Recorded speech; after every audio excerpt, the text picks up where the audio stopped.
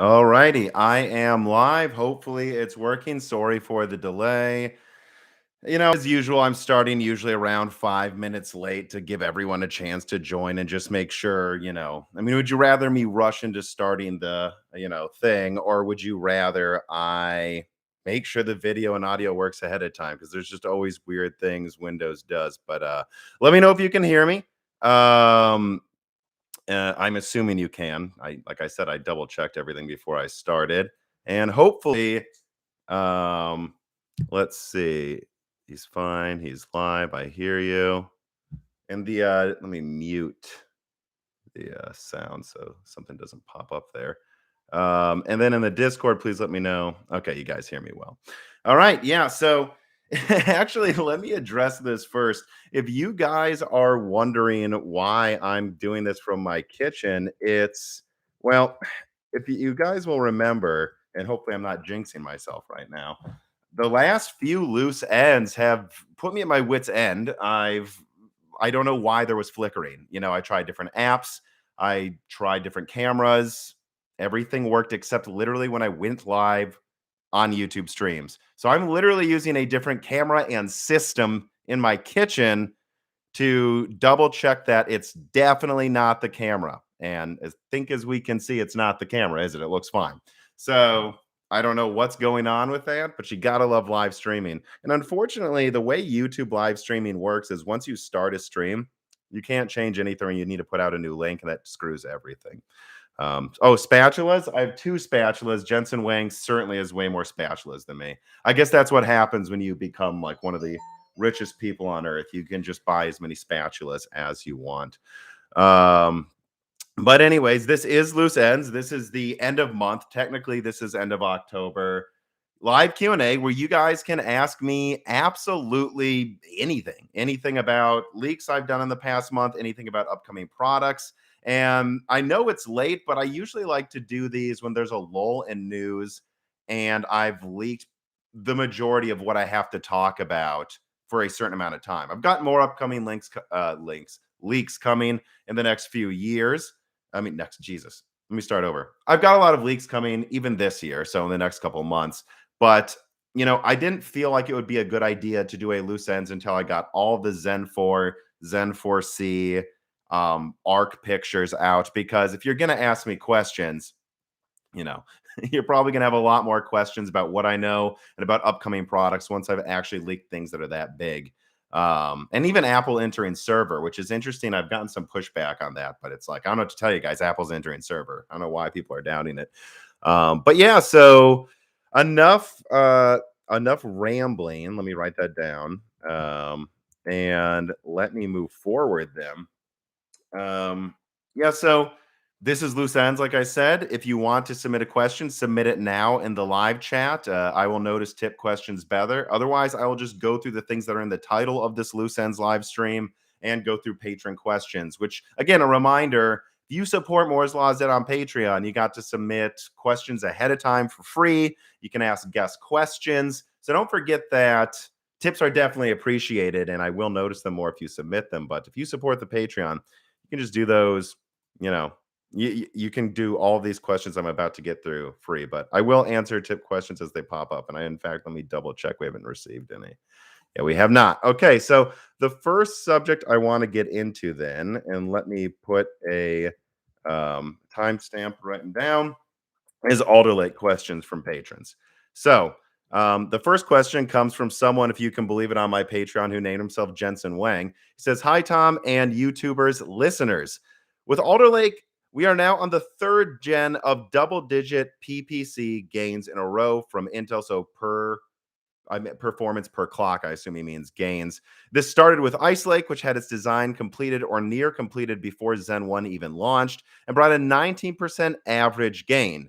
And then we have Alder Lake that came after Tiger Lake before it. How much of these gen over gen massive gains we didn't see before with Skylake through Skylake through really Ivy Bridge, is Intel's renewed push, and how much of it was always planned ahead of time?" Well, the first thing that I would clarify about his question, thank you for writing it again, is Tiger Lake didn't bring a 20% or even 10% IPC grain over Ice Lake. In fact, in some benchmarks, it had a regression. Say overall, Tiger Lake was like a 3 to 5% IPC gain over Ice Lake. But to be fair, it did have like at least 10% higher clock speed. So you might argue that in terms of per single threaded gains, Ice Lake to Tiger Lake to Alder Lake are similar. I guess you can make that argument. But as for the question of how much of Intel's rapid increases in single threaded performance are based on things they already planned and based on just trying to compete with AMD, I think everyone needs to remember that generally speaking, especially when it comes to Intel, I've been told by numerous sources that the way it works is 5 to 4 years out, they're planning the architecture. And I mean like planning, like pathfinding, like checking what will even work. Like literally going, can we try this type of a new instruction set? Should we go like just everything's on the table? They could go to four-way hyperthreading. Like I think, like 4 years before Zen 3 came out, they were considering four-way hyperthreading. So 5 to 4 years out is the early planning stage, but it's there nonetheless, right? Like Alder Lake wasn't created because of Zen 1. Around Zen 1's launch, they were already designing Alder Lake. And a few years before it came out, most of the design was locked in. I mean, that's why I had half of the details on Alder Lake leaked in 2019 because half of it was locked in already. All of this is to say, not much of this is a reaction to AMD. Raptor Lake is the first architecture where I think you might make the argument there were some heavy tweaks based on what AMD's doing. And there's a little bit in Alder Lake. What I think people need to remember about Ice Lake and Tiger Lake is that although there were certainly some people at Intel that were aware of the problems going on moving to 10 nanometer within the foundry side, not every engineer knew there would be those problems. And a lot of the people that were aware of the issues kind of were hiding it from upper management. In other words, people at the top, at least some of them really thought they would have Ice Lake out in like, I don't know, a year or two sooner than they did. And they thought Cannon Lake would actually work on 10 nanometer. I know for a fact that Intel actually intended to launch a 8-core desktop Ice Lake for consumers, and I think they were planning 2018, but that just never came out. They could barely make the quad cores in good yields, so they never bothered to launch higher clocked 8-core ones for desktop. So to answer Jensen's question again, Ice Lake was supposed to be on desktop on 10 nanometer in like 2018, and then Tiger Lake, and so none of this was a reaction to most of this wasn't a reaction to AMD. I think what you're going to see from a little bit of Alder Lake, but certainly after Alder Lake, is when we start seeing the reactionary stuff. And the full reaction won't happen until Lunar Lake, as I've covered multiple times. But I do see a Zen 3 question. So let me get that here and save it so I don't miss it. Alder Lake. Yeah. So, but I'm going to save one of those tipped questions for the next subject because it has to do with Zen 4. And I want to get through the Alder Lake stuff first if I can. So, QH Freddy writes in, "Hey, Tom, I'd like to ask the same question I posed for the episode with Hardware Unboxed in case it doesn't get answered there." Well, to answer your question right away, Freddy, yeah, I'm going to answer your question here. I will be recording with Steve from Hardware Unboxed later today in the next Broken Silicon. So you guys can look forward to that. Remember, if you support us on Patreon, you can ask Steve questions before we start recording. But anyways, QH Freddy's question. Do you think X570 really still has a place in the market with Z690 and X570 boards commanding almost the same price premium as Z690 boards do? Yet, Z690 offers way more connectivity than X570 boards. You get like 4 M.2 slots in Z690 versus usually 2 on an X570 board. I think Intel is going to need to address their competition with B550 as soon as possible, but I also feel like X570 is in a weak position. Don't you? Okay. So here's my answer to QH Freddy's question, which I did think about this beforehand. X570 is 2 years old, and it will be almost 3 years old when Zen 3D launches. Me and Dan talked about this on a recent Broken Silicon. Like anyone who complains about Z690 pricing needs to remember that X570 wasn't cheap when it launched. So I don't actually see, especially if you account for inflation, Z690 is that overpriced when I look around and see motherboards for $200. Dan got a budget X570 with a deal at Micro Center, and he paid like 140, 150. Like, one of the cheaper X570 boards that fit his form factor was still like $180. So I don't think Z690 is actually that overpriced right now. Obviously, there's $400 and $500 motherboards that are overpriced, but I mean, you can get a $200, $250 Z690, and that's kind of in line with where X570 was at launch because it has new features. Having said that, X570 is going to be almost 3 years old when Zen 3D launches. So, how does AMD address this? I don't think they should really launch a new chipset, or at least I don't think they need to. I think the best way AMD can combat Z690 is just make X570 cheaper around Zen 3D's launch or allow it to go down in price. No one's going to buy X570 or the AM4 socket for the newest PCIe 5.0 or DDR5 because it just doesn't have it. So if I was AMD, I would just want X570 to gravitate towards around 100 to 150. That way you can continue to make the argument around Zen 3D's launch. Look, I know they have some new features, but our motherboards cost half as much. So I don't think Z690 is that overpriced because X570 was pretty expensive when it came out.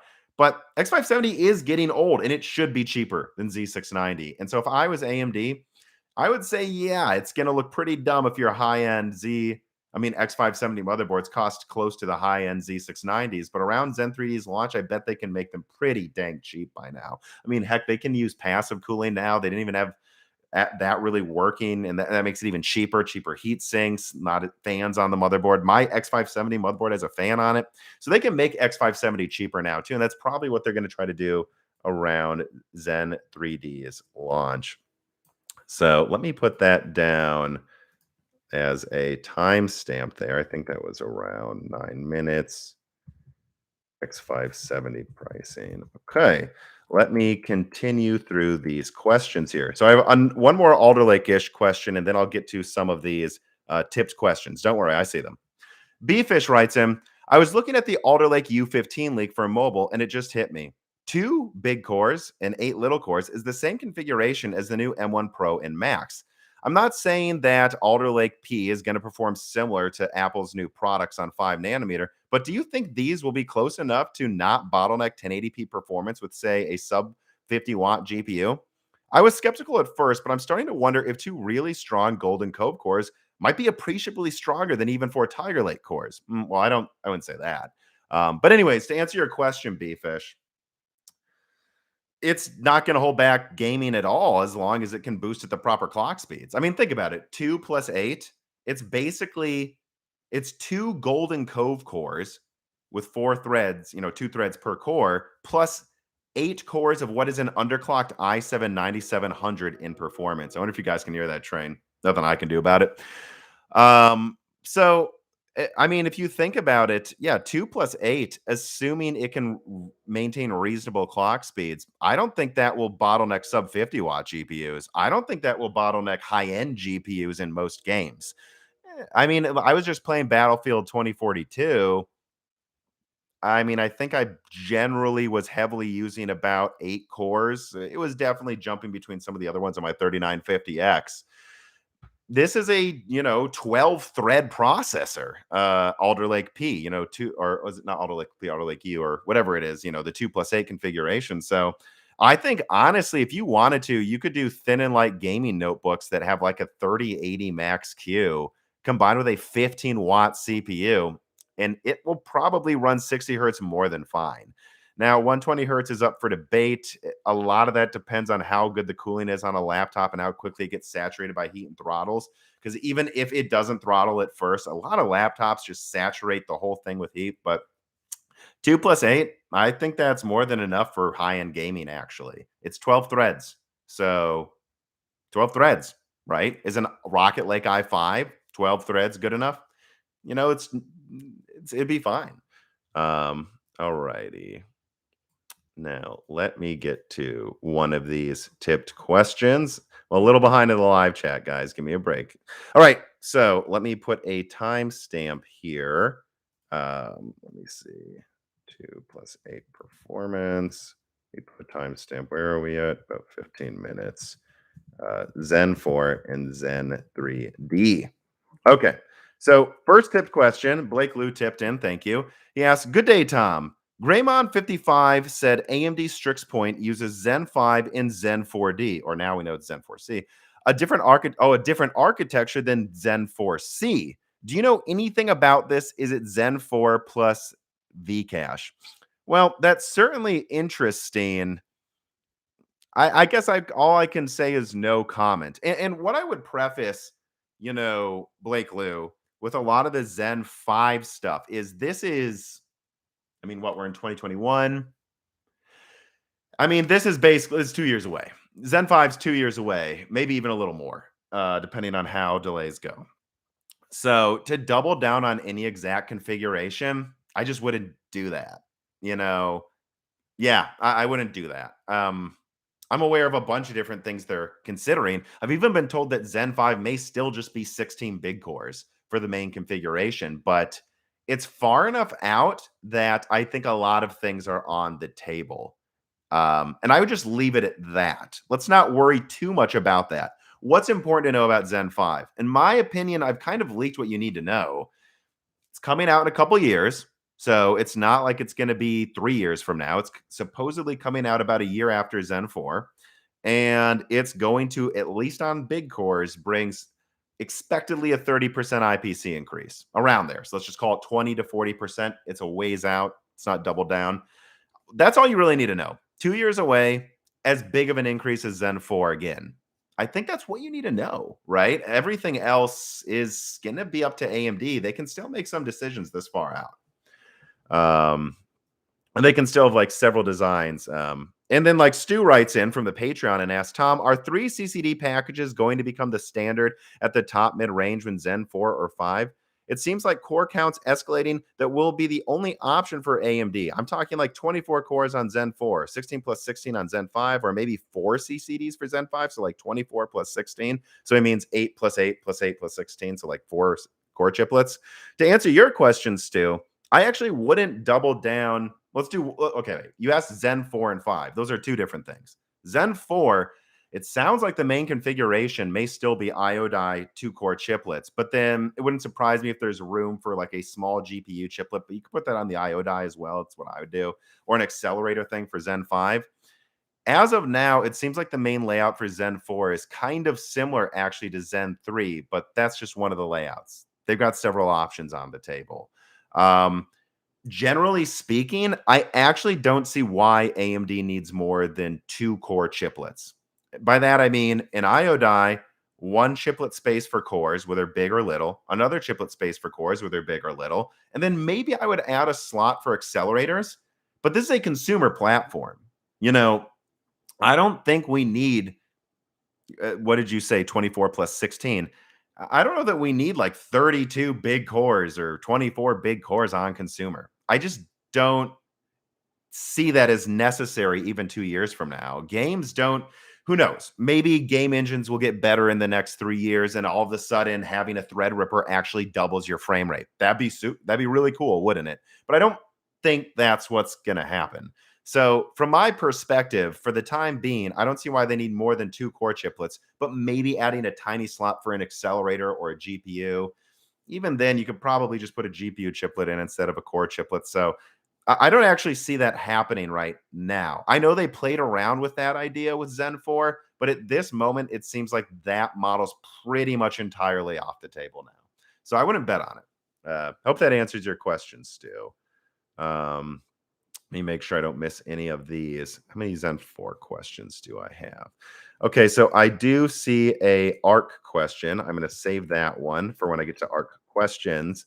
But first, I want to answer. I did see another Zen 4 question, and we're kind of doing Zen stuff right now.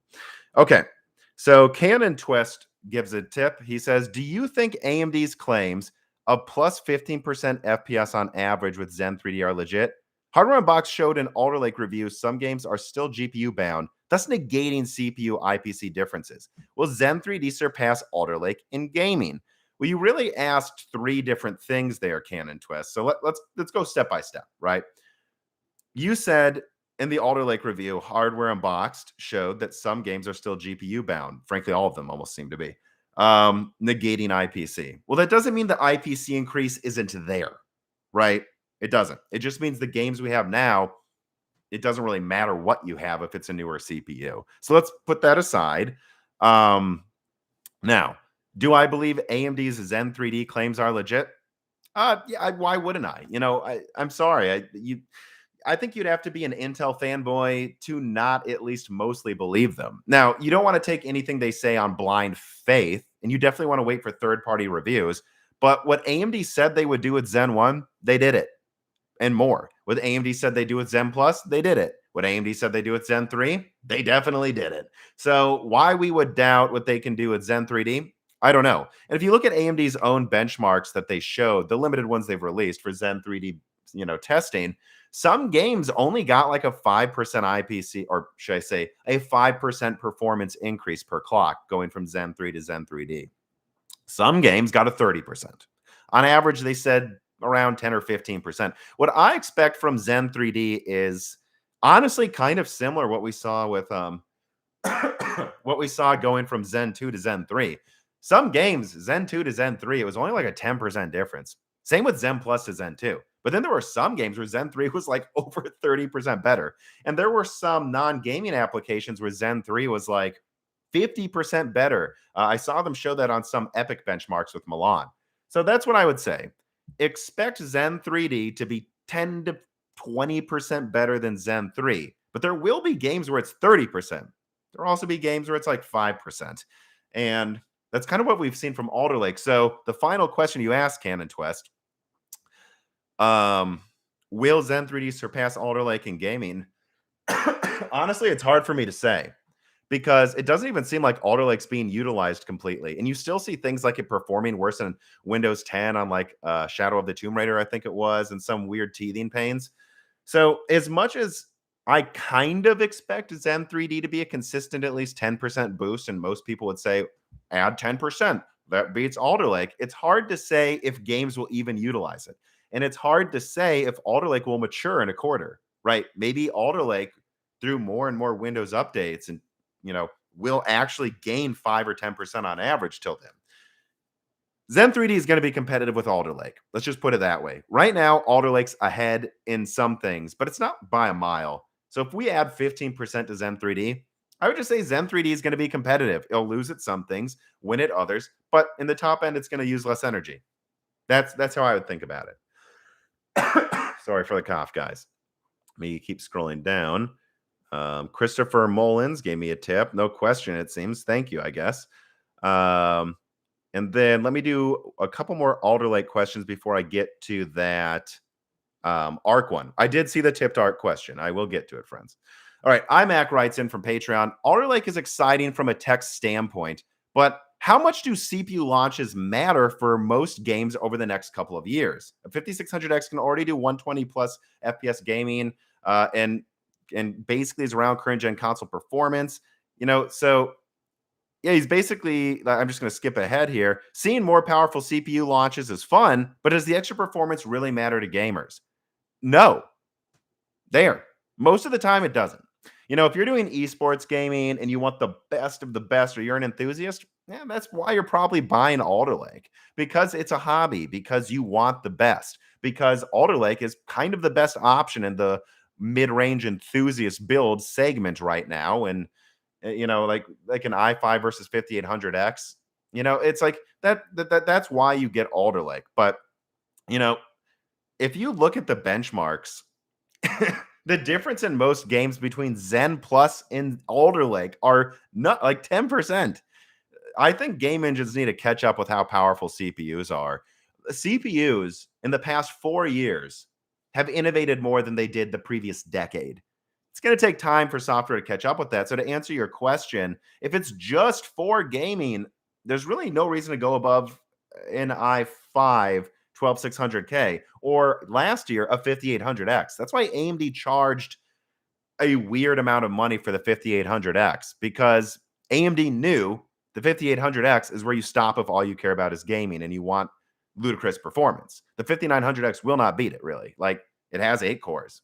So that's all I can say is if you're going above an i5 or 5600X, you're probably using it for more than just gaming, or you're an enthusiast. And most of the time, people need to remember that when they like get mad at Alder Lake for, not always winning by 10%. It's like these games aren't even using them correctly. Like, all right, let me move on to another question here. Dr. Forbin writes in, Tom, like all of us here, we are all looking forward to what's next. The year we had issues with shortage, this year we had issues with shortages, but also Intel finally was a worthy competitor at the end of it. I personally am invested in Zen, and I currently have one more upgrade with my X570 board. What do you think 2022 and 2023 will bring? What would make you personally upgrade your 5950X? Well, I have a 3950X, actually.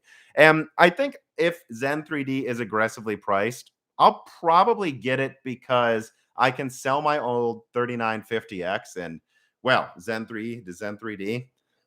That thing's probably going to be at least 50% better than my Zen 2 CPU in some workloads with lower latency. So the fact that I don't need to switch motherboards, the fact that I can just upgrade to more capacity of DDR4 on the same board is why I might get Zen 3D. But like I said, only if it's aggressively priced, meaning less than 800 probably, or I get a good deal.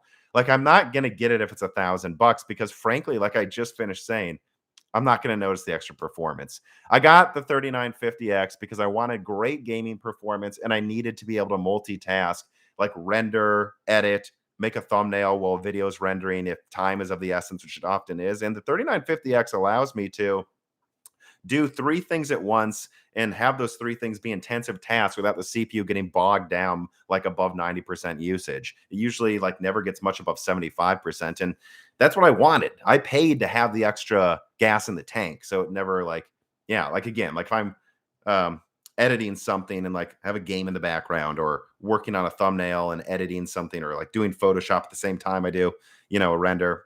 It allows me to do that. It's 32 threads, but I don't actually really need it. And so I'm only going to upgrade if it's easy and cheap too, if that makes sense. All right. So first of all, I did see there was an ARC-tipped question that I was saving until right now, and I see it. So let me put a timestamp here at let me see where we at, 27-minute mark. All 28 minutes. ARC. Again, keep the tip questions coming. I'm kind of saving some of the ones I see if they meet a subject I'm going to get to in the future. So TS writes in with a $5 tip. Thank you. And he asks, what is the real probability of getting an Intel GPU at MSRP? Won't the same things happen? MSRPs of cards equals 480, but the price of the card is 1,000. It's funny. If you were to ask me this a couple months ago, and I think people did, I would have said you're probably a lot more likely to get an Intel card for MSRP than you were an AMD or an Nvidia one. And I guess that's probably still going to be true. But the fact that Nvidia literally stopped production for like a month this quarter, and who knows if they've started it up again. They stopped production. It's been confirmed by other people. I leaked it first at the end of October, and they're, to keep prices high. So when they do the refresh, they have street pricing high so they can justify super prices. Like, my understanding is Nvidia Super is basically a chance for them to just do a price increase. So those shenanigans from Nvidia, it's hard for me to say because anytime Nvidia ships less cards, it's ridiculous to expect AMD to fill that up. AMD is usually 20 to 30% of the market. If Nvidia ships half as many cards, AMD would need to ship, triple, and they're not going to. And even though my understanding is AMD is shipping 50% more cards this holiday season than they did last or something, like it's not enough to make up for Nvidia stopping production. So it's just so hard to predict right now. What I can say is Nvidia would have stopped production to keep prices high for a reason, right? What is that reason? Well, whether you believe it or not, some people are getting graphics cards. Like, when you see it sell out quickly, someone bought that. And as far as the data suggests, it's not mostly miners. Miners are Well, I don't want to put a number on it. My guess would be about a third of it. And I know people are going to say there's no way that's true, but it's most of the cards being bought are by gamers, guys. And so anytime something sells out, some gamers are getting them. Over time, the market is getting filled. If Nvidia wouldn't have stopped production, I think we would have actually just about hit supply would have met demand early next year. And Nvidia doesn't want that. So it's just hard to say. You know, there's evidence supply is meeting demand, but then there's also shipping issues during the holiday season. But ARC's going to launch after the holiday season. So I suspect it will be easier to get one. But it's so hard for me to double down just because of how much BS is going on, both sometimes from these companies, sometimes from other companies hoarding them, and from just things we can't predict, like, COVID outbreaks and stuff like that. But you put a gun up to my head, I would say yes, Arc is going to be more available, easier to get probably than Ampere at its launch. But Ampere you couldn't even get. So that's really the best answer I can give to that very hard to answer question. Let me see what else. Let me start scrolling down here. Two more of the tipped questions. I saved that one. So let me save that one too. Let me double check. Yeah, so I see a RISC-V one. So just to round out the Intel Arc discussion for you guys today, Intel is going to make some pretty cool graphics cards, I think, early next year. And I've already leaked pictures of them. I've leaked performance, as Dan said on a recent Broken Silicon. At a certain point, I just feel like we're dancing around the information we've basically known for half a year. Intel is going to compete at least with the 3070, one right here. And it's possible they'll compete with the 3070 Ti. 3070 Ti is only 10% stronger than the 3070. So at the end of the day, Intel's attacking the upper mid-range, lower high end, depending on what you think the 3070 is. And they're going to offer more RAM. And they're probably going to be at least the same or a little bit better efficiency. Similar ray tracing performance, most likely. XE super sampling looks really impressive. By quarter two, there's going to be a decent competitor out there. And I'm not that worried about the drivers. They will launch Arc when it's ready, and it will be ready by quarter two or by the end of quarter two. Hopefully, at the end of quarter one, if we're lucky.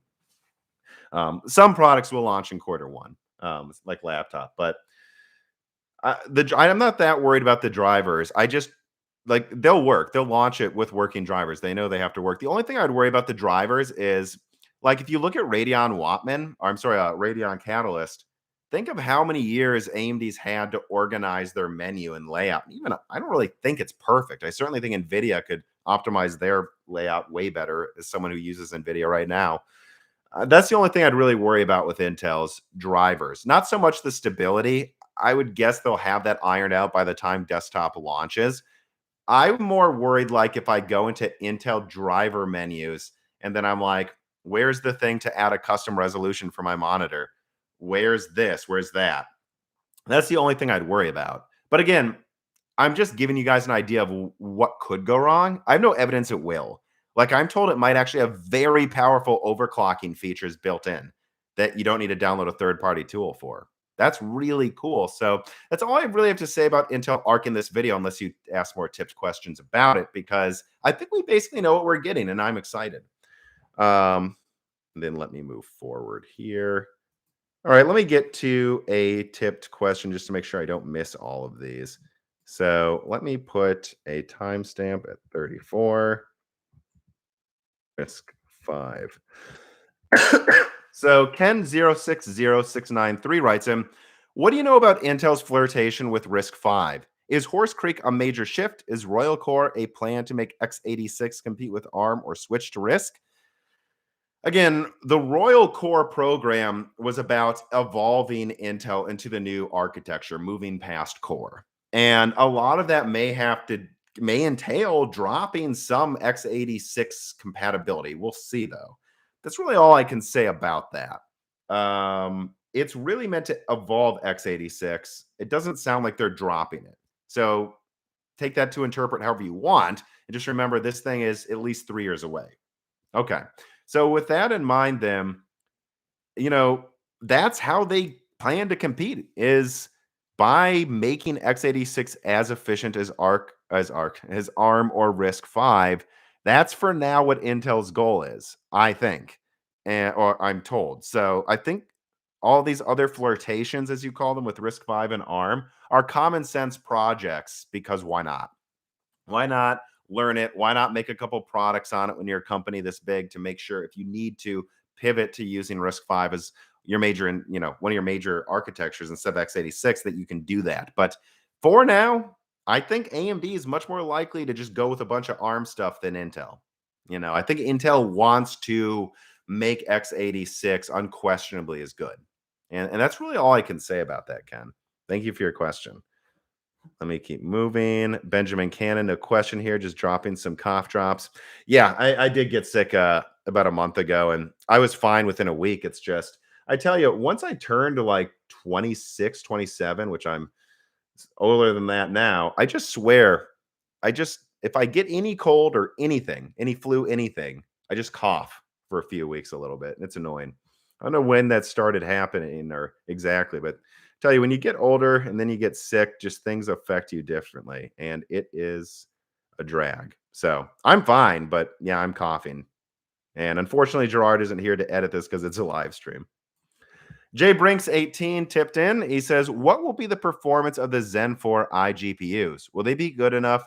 Uh, will they be good enough where the chips will be in a longer initial shortage?" I'm not sure about this. Your second question. But your question about Zen 4 iGPU, so let me put down a timestamp. Well, I don't really need one. I mean, it's a pretty easy to answer thing. It doesn't sound like it's going to be super powerful, right? It sounds like if any GPUs they put on Zen 4 is so they can include it and for accelerating maybe some applications like what Intel does, with like quick sync and stuff and all these other things they can use their integrated GPUs for. Um, I don't see AMD bundling some super powerful GPU with it. Again, I've talked about this in speculation videos as long as 2 years ago. If I was AMD, as the logic keeps getting smaller, once you move that IO die to like 6 nanometer, which they're going to with Zen 4, I don't know why AMD wouldn't just put like 4 compute units of RDNA or 2 or something. Like just 4 shrunken compute units that take up what? 10 millimeters squared, like 15. I think that's worth adding to the die so that you have video out. In fact, it would be interesting if they even put like a single core Zen 4C eventually on there. Like just one core with hyper threading that takes up like 3 millimeters squared at most, and then 10 millimeters squared of GPU. I like just adding 15 millimeters squared of die space so that you can have a single core and a graphics card on the IO die so that if you wanted to, you could even sell that as like a $40 device to boot a motherboard or for some background tasks. I think that'd be an interesting inclusion as die space becomes so abundant for the logic part of these things. But that's what I would speculate. And that's what I would say is I don't see them bundling some super graphics card in every processor. Um, Avery Cope writes in and he says, "Can you talk about the new SoC that Nvidia will make on the?" Well, I'll get to this question next, Avery. First, let me put a timestamp just to make sure I cover Navi 24, as that is in the title, and I want to start making sure I don't do that thing where I forgot to talk about something I said I would. So, another thing that I leaked in the past 5, 6 weeks was Navi 24, which we always knew there would be a Navi 24. But what I find interesting about it is, at least according to a couple of my contacts, Navi 24 was never a sure thing to launch on desktop, right? Navi 24 was meant to be like this thing, it sounds like could be between 100 to 140 millimeters squared. This is meant to be like an RX 560 class thing, like something that is sellable in like 25-watt packages on laptop and certainly below 75 watts. But when I see 120 watts, and then I see one of my sources say, as far as he's aware, the specs haven't changed, which is to say 16 compute units, 16 megabytes of infinity cache, which should be just barely enough for some 1080p acceleration and actually really good 720p acceleration from just 16 megabytes of infinity cache. A 64-bit bus and the performance levels I would expect out of something that uses 120 watts and is a 6500 XT, I can't help but think that AMD just saw an opening and went, Nvidia isn't making low end cards anymore. So, I mean, if we can make this half the die size of Navi 23 while being two-thirds the performance, I mean, we'll make the same profit margins as the 6600 XT selling this thing for like 180. Why not make this thing? And I think that's what AMD is doing. And I think it's pretty exciting because when I talk to OEMs and system builders, they are so desperate for a decent low end card. And they're getting really excited about what I told them and what I'm communicating to them, that no, this really is coming. And this is going to make it so you don't need to use a bloody 1050 Ti anymore, because of that 1050 Ti's are still selling new for like 200 bucks. Like, so I think that's something to look out for. And I wouldn't poop on it too much, even if it's just 16 compute units, because it sounds like it'll be clocked crazy fast. And frankly, a lot of people don't game above 1080p. You know, this this is going to be pretty cool for someone to just be able to get their hands on. And so, yeah, I guess that's what I have to say about Navi 24. Tip in if you have any questions about it. And then let me also move on to the NVIDIA. I kind of already talked about NVIDIA refresh, so I don't know. I don't know that I have much more to say about that. I guess let me then, yeah, move on to this Nintendo Switch question here. Put a timestamp. Switch 2. Actually, I do have something funny to say about that. So, okay. Avery Cope writes in. Oh, almost lost it. And he says, can you talk about the new SoC that NVIDIA will make for the next Switch? Where will Switch performance be relative to the new consoles? Backwards compatibility? Well, I think there's no way they make a Switch 2 that doesn't have backwards compatibility with the original Switch. So let's just state that. You know, whether they even have to put in a shrunken version of the old Switch SoC so they can do it, they're going to do it. So they'll have backwards compatibility for the Switch 2. In terms of performance relative to the new consoles, well, I think it's pretty easy to say it is not going to be as strong as a PS5 or Series X, right? Like, or it's unlikely, unless it comes out like way later than expected. Because my understanding is it uses some version of, and I'm forgetting the code names. I believe it's Orin launching soon, and then after that, I forgot what the one was after Orin. But basically, my memory was the biggest Orin chip. Again, and I'm just going off of memory, so forgive me if I make a mistake. It's about 2,000 CUDA cores, so that's ampere CUDA cores. Okay, well, that's probably around a 3050 Ti in graphics, or actually 20% less than that. The 3050 Ti is 2500, 2560 CUDA cores to my memory. So there's no way, and that, yeah, it's about a 1660 Ti. So, this is not going to be as strong as the next gen consoles, the top ones. I think you could maybe see it with DLSS get close to a Xbox Series S at the best case scenario. But I just find that unlikely. In terms of what I would expect out of a Switch 2, I would expect it to basically be a Series S in performance, but it's running DLSS and often lower resolutions and some frame rates sometimes. So anything a Series S can run, this can kind of run it appreciably. And I would target probably, I guess we'll see, right? They could maybe target 1440p performance with it, and then DLSS 4K for 30 frames on a big TV. But the fact of the matter is, the Series S uses 50 watts, even coming out years later. I don't think they're going to want this to use 25 watts on mobile. So maybe well docked. Yeah, I'd say just below a Series S in performance is kind of what I would expect. But we have to see how impressive Lovelace is, because I think it might use some early version of Lovelace and launch at the end of 2022 or early 2023. And if that's the case, yeah, I think no matter what, though, you got to remember that the Switch is just so much weaker than the Series S, the PS4, the Xbox One base. So this will be like a factor of 10 stronger. And I think its CPU will be just strong enough to keep up with the next gen consoles, kind of. But it's going to be weaker. But it should actually be able to run most next gen games. I would imagine better than what the Switch could do compared to the PS4. Now, the thing is, I still don't know how much they're going to cut this down, guys. Like, I think there's no way they're using full Orin, even if they use that. So it wouldn't surprise me if they don't even have 2,000 CUDA cores. They might have 1,000. And so that's the one thing we can't underestimate is just, I mean, they didn't even use Pascal for the Switch 1. So I wouldn't place any bets on exactly where it goes, but it's going to be way stronger than the Switch. And it's not probably going to be as strong as the next gen consoles, unless it is just completely Lovelace and coming out early 2023. So, yeah, let's leave it at that. I think I certainly answered your question. Okay, I've got a pretty big question here. Raymond Chamas writes in, I believe the US dollar is fake. If the US dollar is fake, then crypto is fake. If crypto and the US dollar are fake, then what is the real price of GPUs?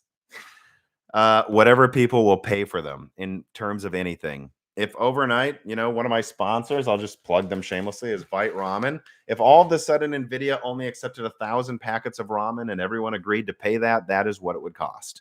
So all I would say is all money is a construct by humans, my friend. And at the end of the day, what is the real price of a GPU is what people are willing to pay. And right now they've proven they'd pay more than we ever thought they would before. So let's just leave it at that. Let me see here. Let me see. Okay. Wargamer2199 tips in. He says, Hey, Tom, who will win the big little fight in 2023? Zen 5 or Meteor Lake? I guess let me put a timestamp for that. C5 versus Meteor Lake. Okay. And this is like, please, guys, don't quote me on this. This is so far out. AMD and Intel don't even know. But if you actually again, put a gun up to my head and made me guess. Well, you have to remember that it's rumored, and I at least know about Arrow Lake. I still don't know all configurations it will be in, so I wouldn't double down on it being a desktop thing. But like Meteor Lake with Redwood Cove versus Zen 5. Well, Raptor Lake's 10% better than Alder Lake and single core due to higher boost speeds and IPC. And Meteor Lake is expected to be 10% better than that due to Redwood Cove having higher IPC, at least 10%. So if Zen 4 is probably going to be similar IPC to Raptor Lake, or at least similar single core performance. Well, I guess I would tentatively expect Zen 5 to have higher IPC than Redwood Cove, probably. But again, my God, don't quote me on that. It's too far out. And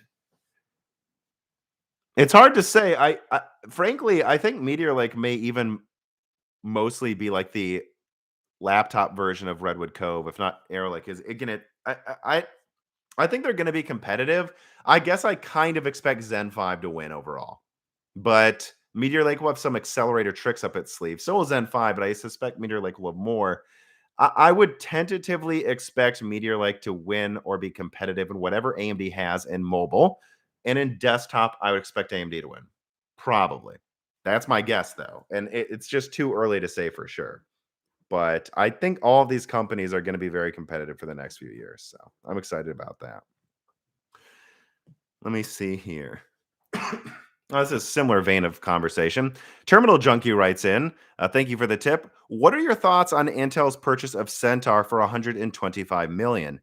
Do they want their engineers or some IP? Well, listen to the new Broken Silicon. We cover it in the wrap up near the end of the episode. Me and Dan talk about this. Look, my understanding is Intel is just, they want to catch up to AMD and they're hiring as many engineers as they can. And they're realizing that Apple's buying up engineers. So if there's an opening to get a group of good CPU engineers, do it. And so they're doing that with those VIA engineers. You're seeing them buy things like Centaur. I think Intel just wants engineers for graphics, processors, and accelerators. And that's why they're doing it. They have the money. They're not wasting it on stupid purchases like McAfee like they used to because competition is back. And the IP, they probably want some of it, but the engineers they want as well. I mean, they have leapfrogging design teams now. So does AMD, by the way. So I think they just want to make sure they have everything they need, and that's why they're buying up these things. All right, I think I got through all the tipped questions, so I can go back to the Patreon ones. Let me just double check here. Da-da-da. Yep, there's that one. And there is. All righty. Okay, so you feel free to keep submitting tip questions. Let me look at this here. Okay. All right. Let me get back to the Patreon questions and I will look for tips. Anyways, Clean Sweep writes in. Do you think CPU and GPU manufacturers pumping tons of wattage into their chips at the high end are going to lead to new kinds of cooling solutions?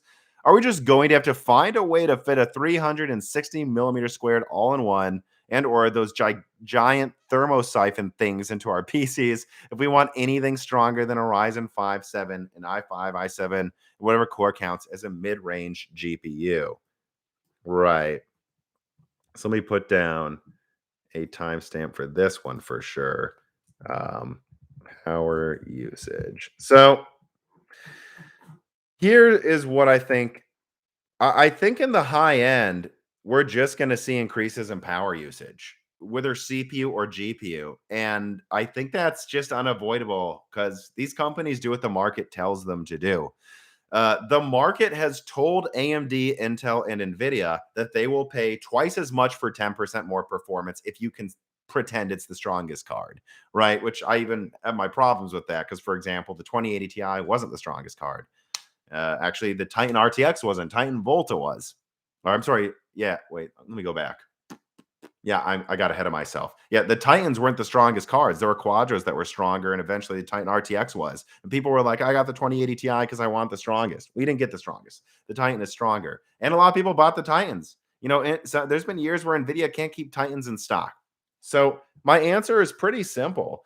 If they can get another 10% performance by doubling power usage, seems like Nvidia is at least willing to do so. And I suspect AMD will be willing to do somewhat similar things because the money's there for it.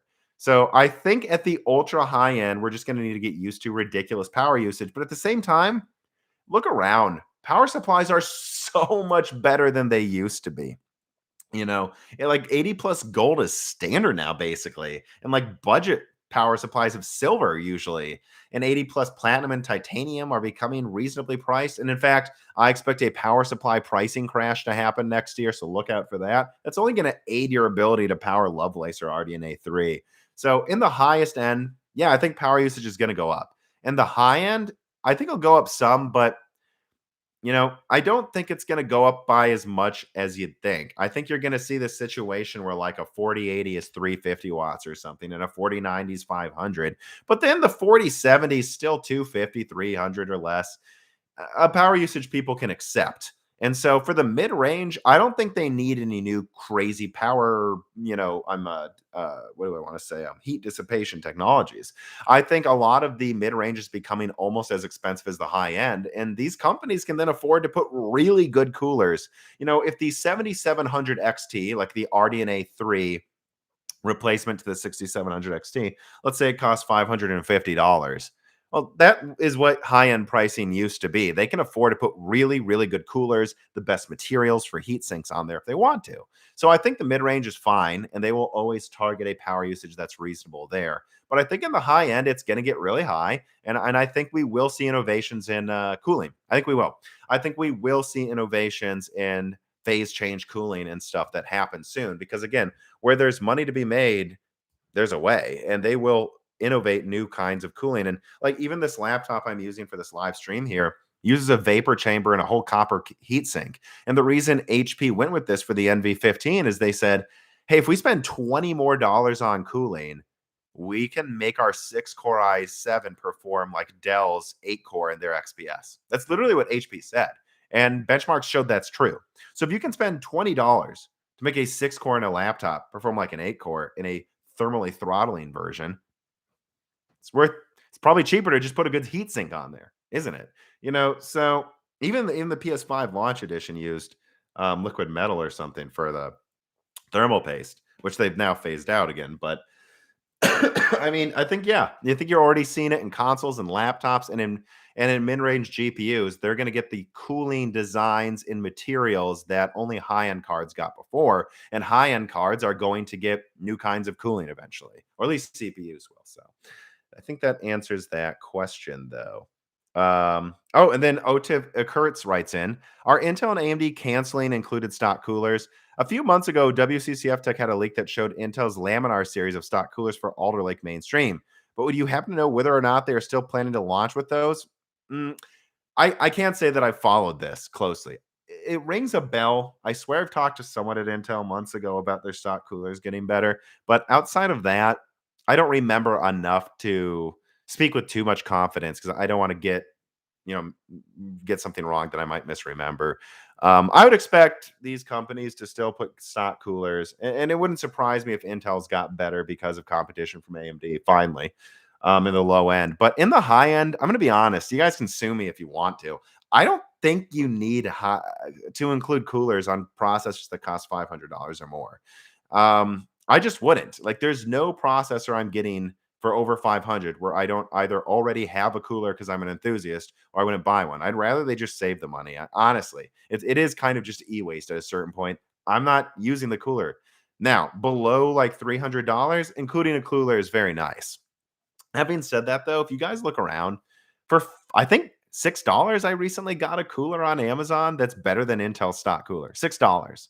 So would you rather have like, I don't know, an i3 cost $10, $5 more, or just let you get your own cooler, especially when you can get decent coolers that are way better than the included ones, often for like 15, 20 to $30. I almost wonder if they just shouldn't include them anyways. The thing is, though, I don't know how cheap it is for them to include on the really cheap ones. Those really cheap stock coolers that they'll make millions of. I bet that costs them like $2. Then it's nice to include. But in the high end, I don't think it's necessary. That is honestly my opinion, though. Like, yeah, it's like an i9 doesn't come with a cooler. Okay. I mean, I wasn't going to use a stock cooler with it anyway. So, but it does seem a little scummy when you get below 300, I'll say, at least for now. At least as prices go up, right? I mean, if they made it, if they passed the savings on to you, it wouldn't, but they certainly aren't. Den Vera1G1 writes in with a tip. Thank you. Sorry, I'm late. With chiplet APUs, do you think we'll see an OEM embedded Threadripper or Xbox like APU to replace those $3? I don't know. Oh, I think he means $3,000 Mac Mini sized PCs with like a 4750 GE plus 660 Ti. Not sure exactly what you meant there. Oh, it's in Canadian dollars too. Yeah, I don't. So, um, do I think that a big, powerful APU is coming from AMD? I actually kind of do, to be honest. And there's some evidence it's coming. We still don't know, as there's always a super APU question, isn't there? Let me write down a timestamp for this. Super APUs. So, like, there's always a few questions every loose end about when super APUs or super powerful APUs, like console ones, are coming to desktop. And honestly, I think Zen 4 may have one. I'm starting to get whispers of some SKUs that could be that, but it's still too early. And for now, what AMD has demonstrated is they're kind of using APUs in the same way Intel is. They're just better. Like, they include integrated graphics so they can sell an all AMD laptop for like $500 or less that doesn't need a graphics card. So far, AMD has held back massively on included graphics. I mean, it's absolutely ridiculous. If they wanted to, they could have easily given Cezanne. Look it up, guys. Like, Zen 1, Zen Plus APUs were 50% bigger than what Renoir and Cezanne are. They could easily fit like 12 RDNA 2 CUs in Cezanne if they wanted to, even RDNA 1 or something like that. And they didn't, because they didn't think it was worth the die space, because they felt like either you're going to put this in a productivity focused laptop without a graphics card that doesn't need that, or you're going to bundle it with a graphics card. So AMD still hasn't shown they've changed their mind on that, but I will say that I do think Zen 4 may have something there for you. And it sounds like they're starting to work on some powerful stuff in that department. And when I say powerful stuff, I don't mean like a 100-watt APU that's, whatever. I mean like, 170-watt, 200-watt APU that actually is a decent self-contained 1080p, maybe even 1440p for some people gaming device. It's just not here yet. So I think it will come eventually, but it's not going to probably be for like another year, though, at least.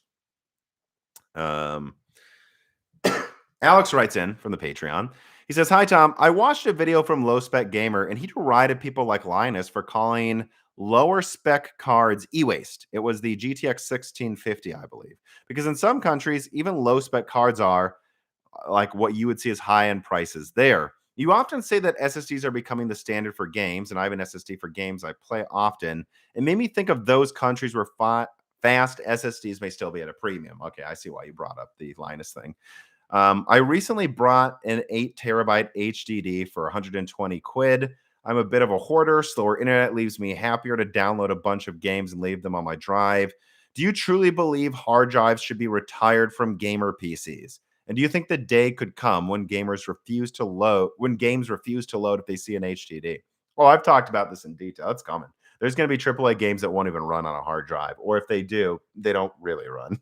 Like they basically just have nonstop bugs and run at 5 frames a second. So yeah, that time's coming. Does that make hard drives completely obsolete? Well, not for backing stuff up, and not if you have slower internet. And like this guy said, he paid what is it, 120 pounds, so like about $200 on.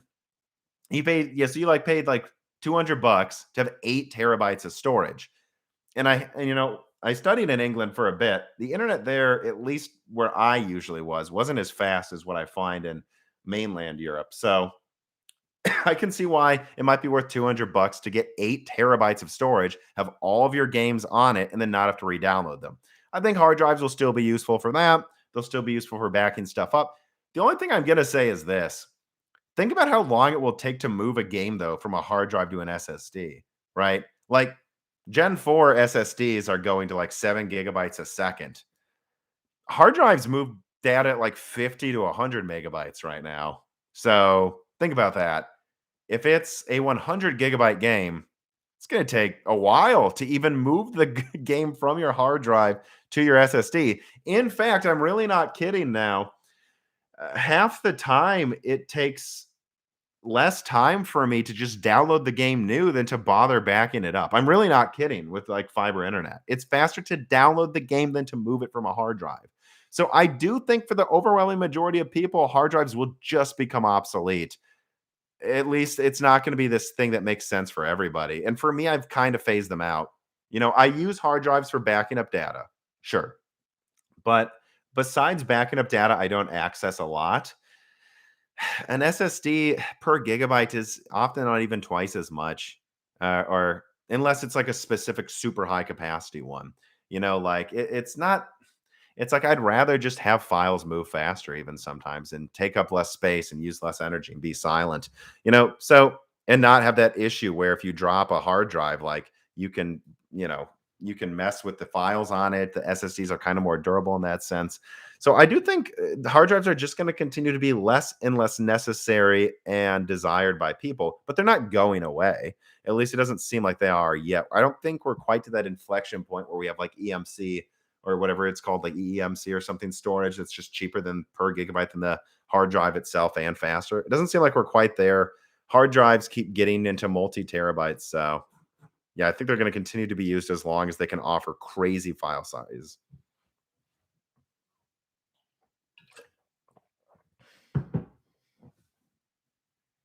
Let me see here. Yeah, like someone just wrote in, my 16 terabyte hard drive is almost 300 megabytes per second. Yeah, but that wasn't a cheap hard drive, dude. Most people aren't buying expensive hard drives. And keep in mind, 300 megabytes per second is slower than my new flash drive. SSDs aren't getting slower, they're getting faster too. We have PCIe 5.0 coming out. I don't know. I just point that out.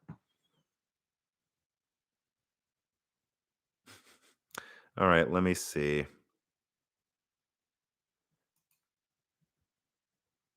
me see here. So I think I've gotten through all of the patron questions, haven't I? Almost. I have one more. Let me put a timestamp for that too, right? HDD is obsolete. right? I don't see any other. Let me put a timestamp for the final patron reader mail that at least the final pre-written one.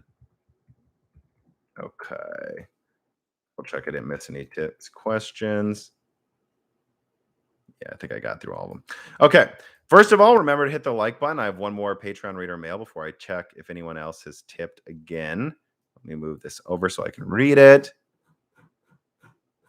Okay. Let me actually do some indentation here so it's all on one page. This is a real long one. All right.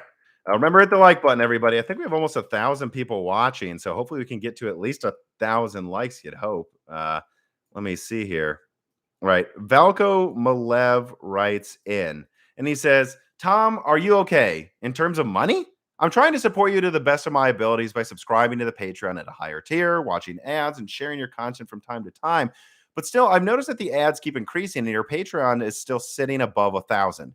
I don't really see you stopping. I don't want to see you stop doing this because of it not being worth it. I mean, I really like the connection you bring to the IT world and the 2-hour beer induced free time I get listening to your podcast every Friday. I love learning what is new in the world of hardware before it hits mainstream media. Is there any danger of you stopping this or going somewhere else?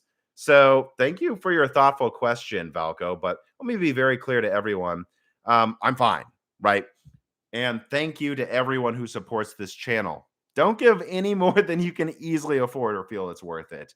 But I'm fine. And right now, I see nothing on the horizon that would make me stop doing this anytime soon. If I did stop doing this, it would be because some other career took off that I found more enjoyable or worth my time or something, or I just felt like it was time for a change. But I'm not feeling that at all right now. I love this job. The second half of this year has been crazy fun for me. And I think next year is going to be even funner. So, to be fair, I did some soul searching early 2021 and considered if I should phase things out or whatever. But right now, that's not how I'm feeling. I'm feeling great. And it's because of the support. Now, as for like ads and the Patreon, the more successful Moore's Law is Dead becomes, the less likely I am to switch to doing something else. Yeah, I was doing other things besides Moore's Law is Dead before I started doing this full time. And I started this full time mid 2020. So, yeah, all 2019, I had another job. I was even doing some stand up comedy, which I don't do anymore because I just focus on this. So, that's all I'm saying. The more successful Moore's Law is Dead becomes, the more likely I am to just not even consider doing other stuff. And when you see sponsorships and ads increasing, that's good for the channel, right? That makes the work even more worth it. There's a reason you guys have seen so much content this past few months. It's because I'm feel like I'm getting paid a lot to do it, right? And that's what these sponsorships do. They're like, hey, I'm going to be honest, guys. For the first year and a half I did this, I didn't make any money on the videos. Any. So, but the more the sponsorships happen, and they're happening a lot more right now because my channel's now established, people have recognized me and know who I am, the more I'm likely to do more leaks and do more content. So if you see sponsorships, that's good. That's probably making me work more, not less. And don't worry, I'm never going to put like 3 ads in a 20-minute video or put a YouTube ad every 5 minutes. I always try to make it like every 15 minutes or something at least. Anyways, though, be happy when you see sponsors. They're actually making me do more content. And finally, though, about the Patreon, honestly, the more patrons we get, the easier it is to justify just buying stuff to test. So right now, I'm testing an Nvidia A4000. That's why this 3070 is here and not upstairs in my desktop. I would have bought an A4000 out of pocket if we had a few thousand patrons just right away to test. Now, luckily, Hardware Unboxed already did one, so that's cool. But I want to test that. I want to test a W6800. I kind of have to wait for a connection to be able to send me one, and that's usually months after stuff comes out. So that's all I'm saying about the Patreon. The bigger the Patreon gets, the more we can afford to do fun things and test things early. And the more I can make sure it's worth Gerard, our audio engineer's time. Eventually, I'd like to have him hire people under him so that we can do even more content. That's really what it comes down to. The more sponsors, I'm never going to spam ads. The sponsors actually make me work more. And the more patrons we get, the more we can afford to do cool things and expand the content. And frankly, if we have like 5,000 patrons, there would basically not be ads because I wouldn't have time to talk to sponsors. If we had like 5,000 patrons, we could do a die shrink every week and we could put out ad-free versions of YouTube videos because we wouldn't even need to worry about the other revenue. So that's how you should think about it. The more sponsors, typically the more content, and the more patrons we get, the less we worry about adding ads to anything and the more exclusive and ad-free content you get. So if you want more content, which right now you get exclusive podcasts like Die Shrink, ad-free versions of Broken Silicon, you can ask questions for loose ends, guests. I'm going to record with Hardware Unboxed soon for the next Broken Silicon. You can ask him and me questions that we'll read on air. You get that content, you'll get more of it the more patrons we get. And I'm hoping we can get to a few thousand patrons eventually so that we can basically put out everything as an ad-free version for the people willing to spend a few bucks a month. And then also just do more content as well. But no, I'm doing fine, and there's no reason to be worried. The more support Moore's Law is Dead gets, the more content and the better the content gets. Like if we just got a ton more sponsorships, I would just be like, okay, let's just build an even bigger studio. These are good things. Don't worry. Thank you to everyone who supports me. Okay, enough rambling about that. But I did want to cover that because I bet that's a legitimate question some people had. And here we are. I'm through the patron questions. I see some tipped questions here. Let's see. Just a tip from JB. Thanks for the tip. What kind of wine do you like? I mean, I typically drink red wine or sake. I like good wine. That's all it is. And I don't mean that doesn't mean expensive. It's just like dry or whites are usually reds. Jake Sanders writes in, pet the puppy. Okay. Reese.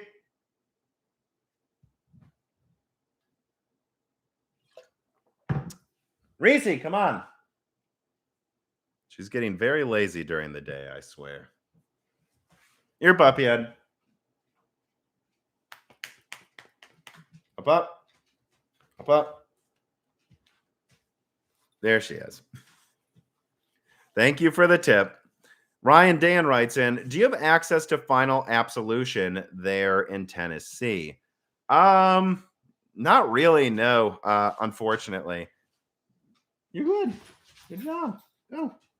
There you go. Go. What? You want to join me? Come on up. Up, up. Up. No, Reese, up here. Come here. Reese, up. Come on, up. Reese, up. Up. No, up. Up. Up.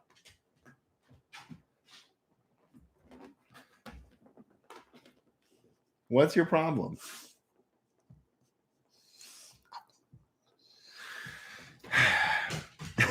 All right, she's getting out of here. Sorry. Someone tipped to see the puppy, so there she is. No, we don't really have Final Absolution here. I've been drinking a lot of Yuzu beers when I drink beer. Bjorn Bogertz writes in, hope I said that right. Max cores expected on Zen 5 AM5 top end consumer. I mean, I'll level with you guys. There's no reason so far, I think. Well, it depends what you mean by cores. Are they going to go to an even denser version of Zen 4 Cloud? And that's like why there might be another name, or are they going to do this or that? The best answer I would give for Zen 5 is unless Intel makes them for bragging rights, which even then I don't know if AMD cares. Like I've heard AMD in public interviews literally say like, hey, we're going to try to make the best product at a reasonable price. If Intel wants to go to like 48 cores on consumer, they can. We don't think consumers care. And they're probably right. So I don't think there's any reason to expect Zen 5 to go above like 32 cores right now. Now, if it's some combination of 32 little cores, 8 big cores, that's basically what I would say. Unless something changes, I'm not even sure what consumers would do with that, because at a certain point, you'd probably want to just add accelerators instead of more cores. So that's what I would say. And that's not from an inside source. I'm saying let's forget inside information I've heard. Do we need more than 32 cores on a consumer platform? Not unless Intel's making them do it. So that's my answer. Christopher Abern writes in, that's funny. Max, I like this question here because I still don't know if people realize this. Intel Arc APU, You mean Alder Lake? It exists. Intel has graphics cards on their processors, and they're going to have triple the execution units on the 6 plus 8 and 2 plus 8 models compared to the 8 plus 8 desktop model. Intel has APUs right now, and they're going to launch their stronger Alder Lake APUs in quarter 1, and then in late 2021, probably 2022 is when you're going to start seeing some really strong APUs, right? That's when you're going to, I think Raptor Lake may increase execution units from like 96 to 192. Arrow Lake, Adored TV leaked 320 execution units. Is what he expects. Frankly, when I see 320 execution units, I start to wonder if that's a tile. And I think it's supposed to be Meteor Lake's supposed to have tiles. So I wonder if they're like sharing tiles with XE, because DG3 is still trying to move to tiles for its graphics cards like RDNA 3. So yeah, I mean, we have Intel APUs now. Are they called ARC? I guess not. Who cares? Okay, let's see what other questions we have here.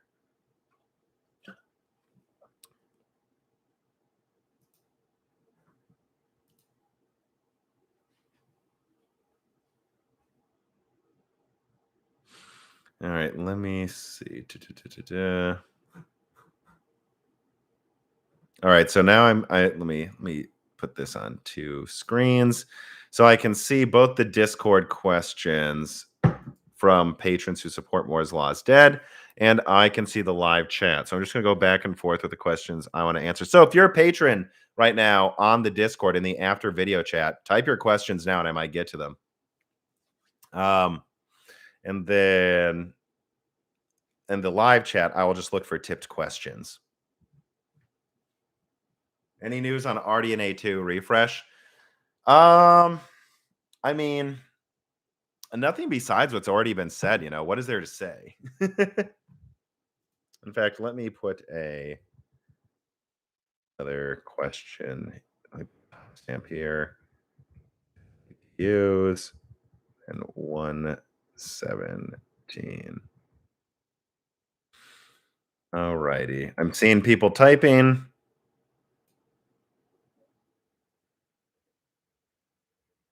How strong GPU will Rembrandt's APU be? Well, we already know. It's 6 nanometer RDNA 2. It's 12 compute units of 6 nanometer RDNA 2. I guess actually let me bundle that in here. So I'm surprised more people don't ask about some of these little products, like, so if it's 12, yeah. So, and I think that's a question that's going to be on the Hardware Unboxed podcast. We'll see what Steve thinks at Hardware Unboxed. I'm about to record, but basically, I mean, think about it, right? What we know is Tiger Lake has 96 execution units, and Alder Lake's execution units are not really that much better than Tiger Lake, if better at all. I mean, it's a newer node, so that helps. But so if Tiger Lake's 96 EU model is a bit stronger than Cezanne by, let's just say it's 20%. I know it doesn't always win, but let's just call it 20% to be nice. Then I would say going from 8 Vega 8 to 12 RDNA 2, and I think Van Gogh proves it's probably about as strong as Tiger Lake right now, and Van Gogh has 8 RDNA 2 compute units. So if Van Gogh's 8 RDNA 2 compute units, it's equal to 96. If Rembrandt's going to 12 on 6 nanometer, I think AMD is going to just have the performance crown again by probably a solid 30-40%. So I think, and I mean, if you think about it, then in terms of performance, where does that put it?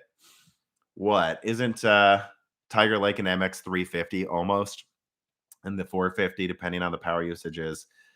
So yeah, I mean, I think Rembrandt could be about the performance of a 1050 Ti. I think that's pretty cool. Someone says I still have a 550 Ti. Do I need to upgrade? Oh man, a Fermi 550 Ti. Yeah, man, I think you do. I mean, I'm even trying to think of what I would compare that to. I mean, that's like half the performance of a base Xbox One, probably, if I had to guess, like in that ballpark. Scott Herkelman, Radeon Division, writes him from the Patreon. I'll put a timestamp for this one. Where are we at here in timing? We're at 119. This is something in the title, so let me get to it, right? 3090 Ti. Surprised more people don't ask about it. Although, frankly, what is there to ask about the 3090 Ti? So, the way I'm going to just ask your question, QXE, from the Patreon is, do you have any info on whatever 3090 Ti? All the OEMs are speccing out PCs for a 450-watt Ampere card. That's clearly the 3090 Ti, 3090 Super, whatever they want to call it. So let's just leave it at that. I don't know why, and QXC's been asking this in the Patreon often, like what's the module configuration? It's not something I'm following. Frankly, I don't care. What I know, and I have followed up with some other sources recently, is as of now, the 3090 Ti is a real card and it's planned. Me and my sources still wonder if it will be canceled because a 450-watt card is absurd. It's just absurd, but it's real. It's for 100% real. There are samples being tested. OEMs are preparing to support it. I still, it's funny too, because like you would think I would double down though, but when it comes to the 3090 Ti, I still kind of give it a decent chance of being canceled because of how dumb it is. That's my best answer I can give to people that keep asking about the 3090 Ti. It's real. I don't really care exactly how they do it, and I still give it an okay chance of being canceled because it's insane. But when I asked someone who was skeptical before about it, one of my best sources, he goes, "Nvidia doesn't like losing." What did Hardware Unboxed use to benchmark Alder Lake, guys? 6900 XT. Nvidia doesn't like that. They want people to see the 3090 as the strongest card. So that's the reason they would launch this. And again, I think the 3090 Ti at 450 watts makes a little more sense if you understand that Lovelace may use 500 watts, right? Think about it. If Lovelace is going to use 500 watts at the end of next year, then a 450 watt 3090 Super kind of just sounds like Nvidia is preparing you for the future, doesn't it? Right? Like at a certain point, it's like, it's not insane if you know about Lovelace. So that's probably why they might not see the 3090 Ti as insane. They're like, well, we're already going to make them use that much answers. Oh, I see what Hollow Knight's saying here. All right, let me put down a timestamp for this. At where are we at in timing here? 121. We put Xilinx. No need for a new timestamp there. So Biggie96 writes in, how do you believe Xilinx's accelerator expertise will be leveraged in future AMD products, like AI accelerators, as you've talked about, or improved video encoders for Radeon GPUs?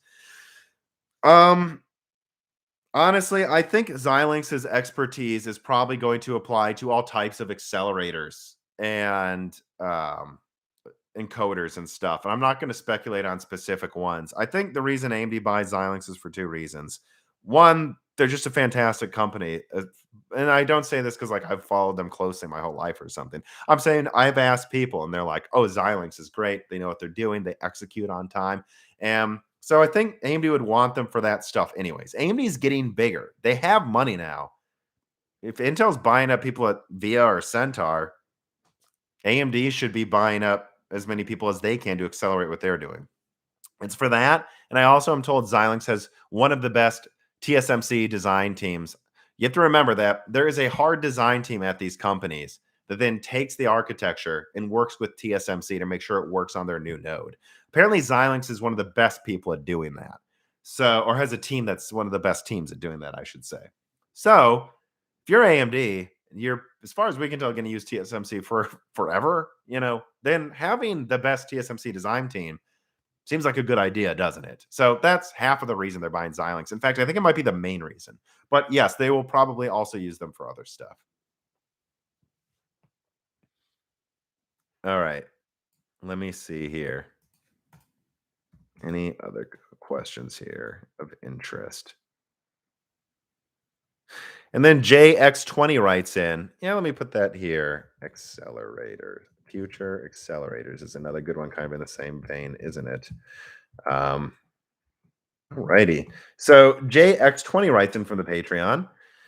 How soon do you no wait, what kinds of accelerators can we expect to see in the next couple of generations? Neural engines come to mind, but I'm not sure what else. Well, let me think. There's so many different things. Um, they already kind of have security chips. Anything everyone does all the time is one you would want, so frankly, I think it would make sense eventually to have a gaming accelerator that's just for like kind of accelerates upscaling maybe or something like that. But I'm trying to think. Honestly, I think a lot of it may just be modifications of machine learning and an AI accelerator stuff. You could almost have like a different type of background core. Yeah, it's really not something I've thought about that much, JX20. Um, I would just say that anything that we start using day to day, you're probably going to get an accelerator for that. But you have to also remember that depending on how malleable, let's say, you make a neural engine, you can use that for a lot of things that a GPU and CPU wouldn't be able to do.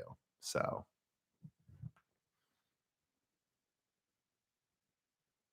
all right, let me see what else we got here.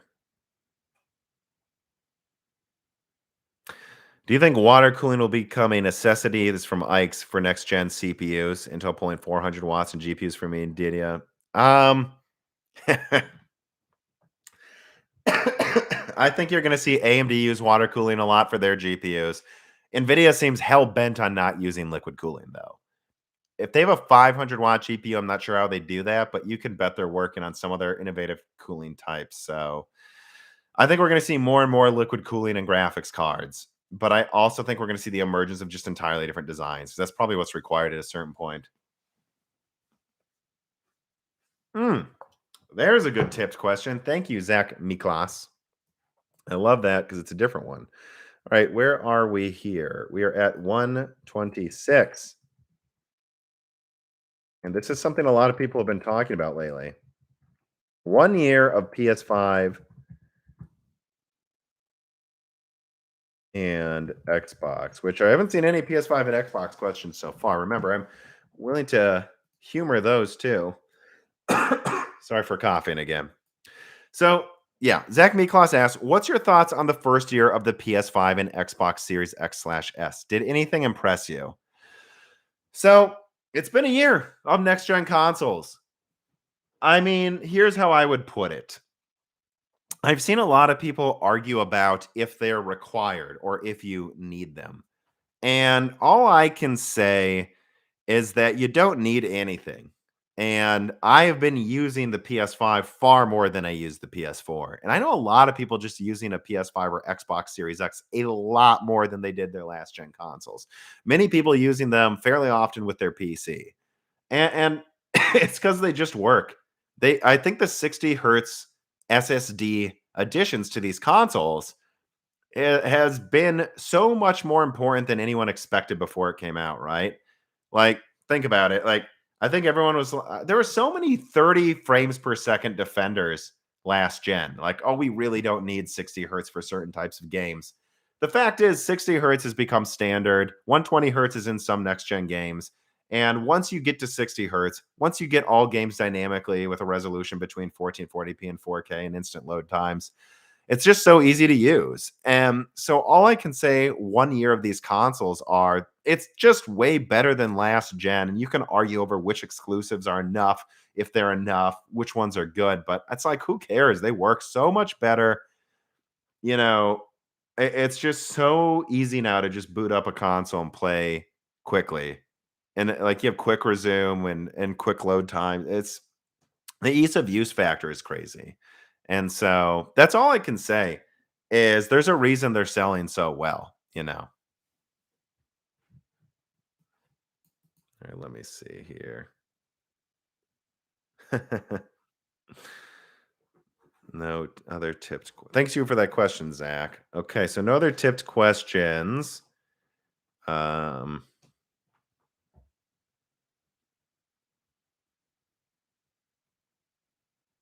another year or maybe don't care about. Ricardo Vieira de Silva says, "Do you believe that Ada Lovelace cards generation will keep the limitation to mine Ethereum?" Um, I think no matter what, the people I talk to, they think there will be some version that mines Ethereum well. So, because Nvidia is, as much as most cards are being bought by gamers, guys, Nvidia is still certainly selling a large percentage of their cards to miners and they love it. So, I would just say there's no way they don't find a way to support mining next gen. If that's with a separate lineup, I don't know, but we'll see. What is this Raptor Ethereum? Denevera 1G1 writes in Zen 3D blocked on X470 or up to manufacturing. Do you think we'll see 40 E-Core Alder Lake Xeon LGA 1700 if it's more power efficient for the die space? Oh, I see the question. So that's an interesting. Okay, so Denarova 1G1 basically asks, do you think Intel will launch a 40 Little Core product on LGA 1500 or 1700? Because I did see someone tweet that it seems like, if you can fit 8 little cores for big cores, then if you can fit 8 plus 8, you could fit 8 wait, yeah, you could fit, yeah, so 40 cores. Um I don't know. I don't know if there's really that much of a market for that. It's funny. Let me write down a timestamp because I guess I actually do have a lot to say about that. Where are we at for timing here? Um 30 E cores ADL. So the only reason I would launch like a 40 little core product on LGA 1700 to complement Alder Lake right now, I guess there'd be two reasons. Number one is to head off any multi-threading performance when AMD may take with Zen 4 because they can. Like just end the multi-threaded debate. I think that's something Intel might consider doing is like, yeah, we're aware AMD's got multi-threading performance win. Guess what? They launched 32 little like Zen 4 C core. We launched 40, or let's be honest, Raptor Lake's going to be 8 plus 16. So it's conceivable they could launch 56 little cores on LGA 15 next year. The only reason Intel would really do that is to make sure AMD doesn't take multi-threading performance, but also because I don't think they're gonna have an HEDT lineup like maybe until 2023. And so if Intel's not gonna have Sapphire Rapids HEDT until at least 2022, that'd be the only reason I launch a 40 or 56 little core product on LGA 1700 is because they don't have an HEDT offering right now, and it has PCIe 5.0, it has DDR5 support, so it's almost a pseudo HEDT system right now. That's the reason Intel would do that. But frankly, I just don't know that's needed, right? And you'd think you'd want people to buy your HEDT platform for that. Certainly a hypothetical thing they could do, but I just don't really see it right now. Personally, I think it'd be far more interesting if they launched a 2 plus whatever it would be, right? 48 or something. A 2 big core, 48 little core model next year. That would be far more interesting to me than just going all little cores, because then you could make the argument it's maybe one of the best gaming chips as well. But I don't know. See, the problem with that though is the second you have little cores, you don't get AVX 512 with Intel right now. So unless those little cores have AVX 512, I can see why you might not include any big cores actually. I don't know. Let me see here. Tom, do you think mobile RDNA and Samsung will take over the world of mobile gaming? No. Let me see here. Isn't execution launch behind whatever scalable? Hmm. There's a good question. Let me write that down.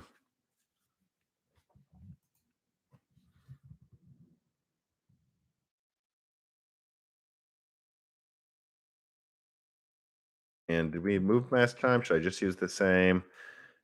Let me do that. FSR progress. And then I also see a ray tracing question.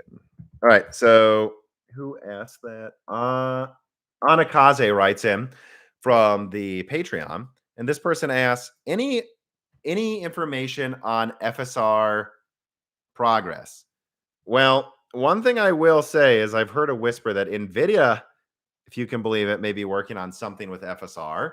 So I don't know if that's an exclusive. I don't know if anyone else has said that. Um, in fact, I guess let me put that in the timestamp since I think I'm probably the first person to say that publicly. I've heard a whisper that Nvidia is working on some version of FSR to try to reappropriate it, just like they did with G Sync and FreeSync. So that's interesting.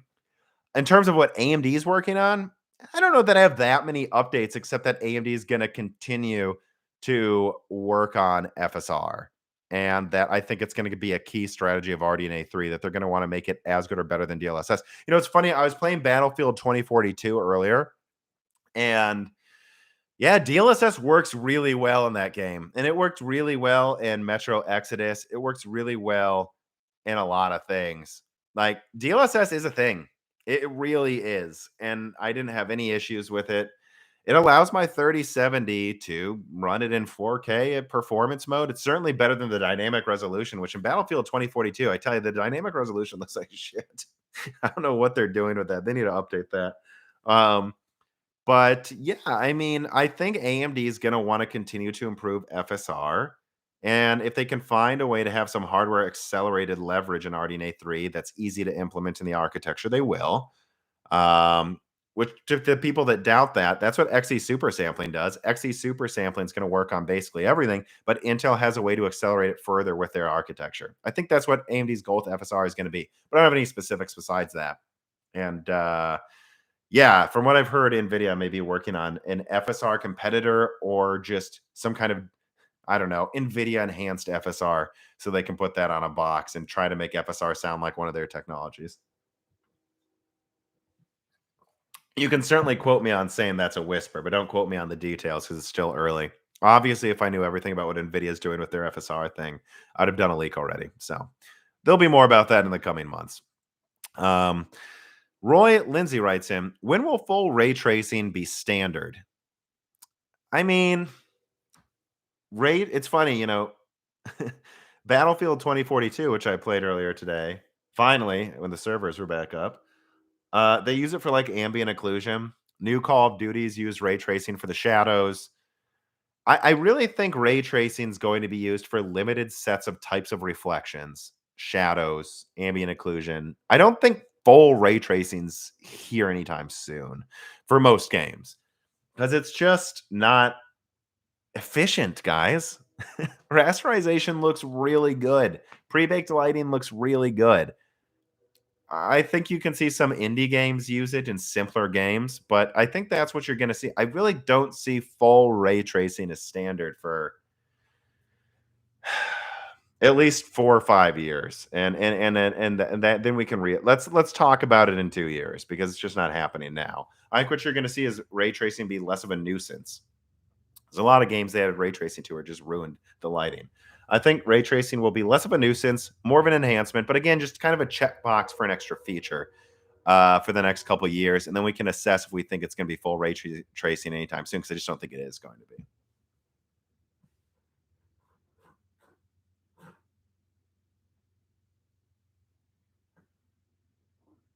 How do you like Battlefield 20? I guess let me put that here in the timestamps too, since I'm talking about it. How do you like Battlefield 2042? Um, uh, I'm sorry, I got distracted. Someone wrote, "How do you spend Bitcoin with no internet?" I don't know, dipshit. How do you use a credit card with no connection? You can't. How do you use PayPal with no internet? You can't. It's 2021. We use the internet for everything now, guy.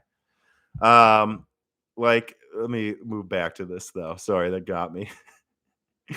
Nobody thinks of what you would do without the internet. Dude, if the internet stops working, Bitcoin's the least of our issues.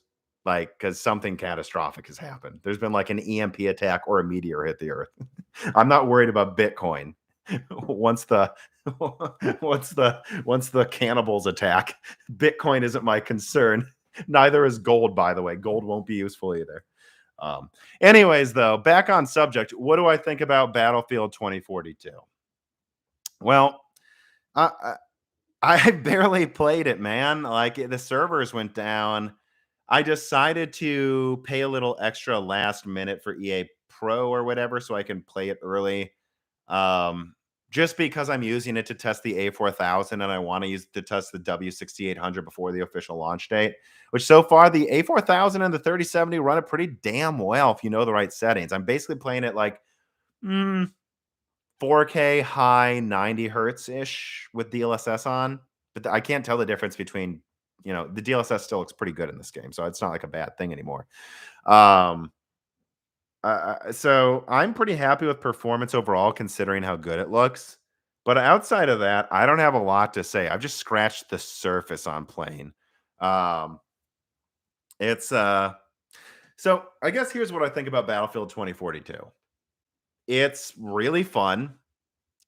The controls, the handling, the gameplay is better than 5. And I liked 5, but it the actual gameplay is great. Like it's great to play, and it feels better than the previous one. In terms of the content and such, I can't give my full opinion. There's a lot of content to go through. What I think people should think about with Battlefield 2042 is this. Number one, are you a big Battlefield fan? If you are, I don't know, $60 a lot of money to pay for finally getting to play a good Battlefield again. It's been so long since Battlefield 4. I mean, Battlefield 1 I liked a lot, but it's finally a new modern like Battlefield. I think it's worth $60 if you're a Battlefield fan because the game is fun. There's nothing broken in terms of like the specialists are weird and there's a lot of work they have to do, but I think it's worth the price of admission if you're a Battlefield fan. And for everyone else, I think it just matters. I mean, I'm not really interested in playing Call of Duty Vanguard online. I'm just not. And so this came out at the perfect time. If anyone's worried about the game modes and such, Portal, they basically have Bad Company 2 and Battlefield 1942 and Battlefield 3 in the game, just only a few maps. I think it's safe to assume they're going to keep adding classic World War II, Battlefield 3, and Bad Company 2 maps. You could see a situation happen in a few years where Battlefield 2042 is just the platform, but they plan for it from the start, unlike Modern Warfare. See, I think Call of Duty Modern Warfare from 2019 is a great game, but I don't think they thought it would be that successful. I don't think they thought I certainly don't think they expected Warzone to be as successful as it was. And so Call of Duty's kind of turned into this Frankenstein amalgamation of 4 games that take up 300 gigabytes, and it's a mess. Call of Duty's turned into a mess. And I think Battlefield 2042 is the start of a platform that with 13 maps takes up less than 50 gigabytes, not 300. And so I think DICE is planning from the start to evolve Battlefield 2042 into a game where I'm going to join the Bad Company server because I feel like playing Bad Company and it's remastered in the new engine with 128 players. I feel like playing World War II. Let's join a World War II server on Battlefield 2042. I feel like playing modern new maps. Well, then I'll play the Battlefield 2042 servers. And I bet they add Battlefield 1 as a package eventually, right? They're going to. So that's how I think of Battlefield 2042. You're buying into what's clearly going to evolve into some package that is like 50 maps from different time periods. And so that's what I think. I think it's great. Do you like Bad Company too? Guess what? It's remastered in modern graphics and it's you can play 128 players. Go play it. You like Battlefield 3? You can play that right now in 2042 and they're going to add more maps. They have a lot to work to do on the newer maps in terms of the specialists. I just wish they'd use classes. So I bet they revamp all of that. But at the end of the day, $60 gets you so much content and it works when the servers are up. It plays well. There's nothing like Battlefield 5, where at the beginning, the time to kill and gameplay was pretty bad until they patched it. It plays well now. If you're a Battlefield fan, I'd buy it now. And if you're someone that thinks they're just going to play it for like, you know, a few hours a day every week, every few days, it's only $60 and they're going to add so much content to it. So I think it's great. I just think there's a lot of work that needs to be done, but it has so much content. If you're a Battlefield fan, I don't know, it just feels good to play again. So that's what I think about Battlefield 2042, but I certainly have not played enough to give a full opinion, but that's my feelings on it right now. Um, okay, so I do have a recording with Steve at Hardware Unboxed fairly soon. So let me see here. Let me text him.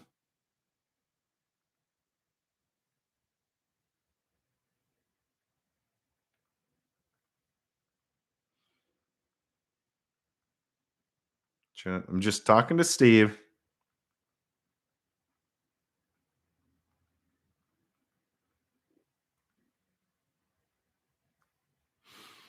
Okay. Yeah, so just oh, he's already typing back to me. Oh, shoot. Steve is ready. Well, I'm going to start recording with him early then. All right, so let's give it 2 more minutes. Last call. Last call for any tipped questions. Last call from patrons in the Discord. I've got a recording with Steve, and he says he'll be ready soon. So I'd rather start early tonight because it's Friday. So yeah, I'm really excited to talk to him about Alder Lake. Again, remember, patrons got to ask free questions for us. Any last minute questions before I go get ready for that? Where's the Sierra Forest Lake? Um, it's coming. It's a while out though. I feel like I want to know a bit more about Zen 4C and maybe I guess Zen 4D as a separate thing and everything before I get into because we know what Sierra Forest is going to be. I've been hinting at it, guys. It's just I want to know what AMD's competition is and exactly how Intel will position it before I do a video about it. Like, if you guys think about it, I didn't do my Zen 4C leak again, updating until I knew exactly what Bergamo was, or Bergamo, as Lisa Sue says, or until I knew exactly what the point of it was, like with Big Little against Raptor Lake. Like that's what I waited for, guys. Well, Raptor Lake, Meteor Lake, and Arrow Lake. Like I don't, I don't just leak stuff because I can. I don't just say a code name. Who cares about a code name? I want to know what's interesting about it. And so I think we know enough about Sierra Forest right now, but at the same time, I'm kind of like, let's know a little more before we talk about it. But I'll do it when I think it's when I think it's interesting enough to do a video on.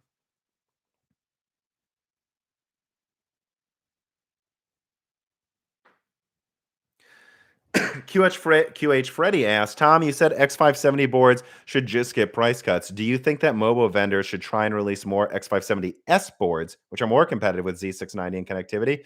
Or do you think just the price cuts are enough? I think it should be both if they can do it. I think around Zen 3D's launch, AMD should be, I think right now, AMD, and I'm sure they are, working with motherboard vendors to say, hey, we're not really going to do a new chipset, but do a new launch of X570S when Zen 3D comes out because we want a new series and we want you to be priced aggressively when Zen 3D comes out. So that's what I think QH Freddy AMD should do. I think the best thing AMD can do to combat Alder Lake with Zen 3D is have $120 X570S boards that are high quality. Make them half the price of Alder Lake's boards and then they're gonna have to compete also with H670, which I've heard is decent, depending on which ones they are. So I do think that's AMD's best move. They're not going to make it as good as Z690. Their argument is our platform's cheaper and is more efficient. So I would just try to make X570 as price competitive as possible. But if they can have a little more connectivity, they should do that. And they should just ask board vendors to launch a bunch of new stuff around there.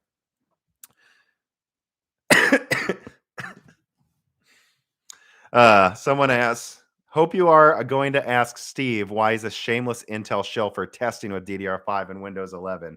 Sarcastic, of course. Oh, we'll talk about the disputes over Alder Lake from AMD and Intel fanboys. Don't you worry.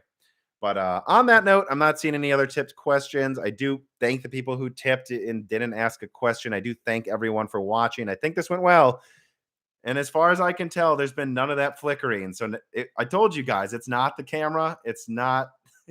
I don't know what was causing it, but from now on, maybe I'll just do things from different rooms with a different system because there's something with YouTube not liking an exact configuration.